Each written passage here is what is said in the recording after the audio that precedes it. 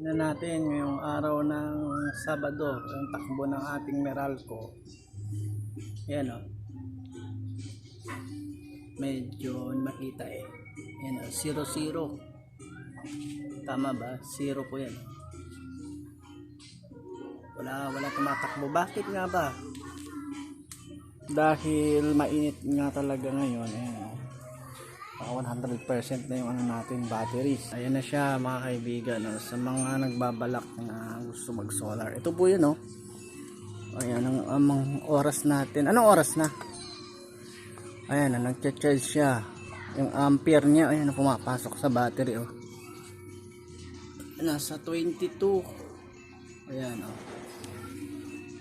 Full bar na ang battery natin. Nalobat kanina, ayan, oh.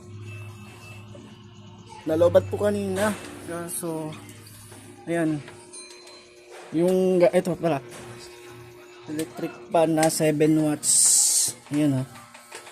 Gamit natin yung ilaw natin, oh.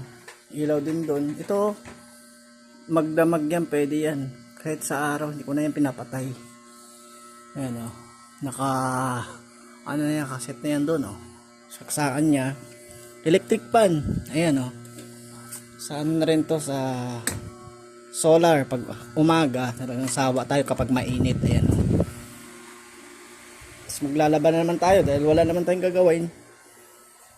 Ayan, oh, sa kusina power din siya ng ayan, solar. Ito solar din to, nakasaksak dyan. Ayan. Kahit pagsabay-sabay niyan, basta't hindi lang umabot lahat ng gamit kasi 1 kilowatt yung ano natin eh. Yung ayan, oh. Nagsabay yung electric fan doon, 2, 3. Tapos pag maglalaba pa tayo, andito yung labahan ko sa likod. Kaya din niya yung washing. So, walang tao.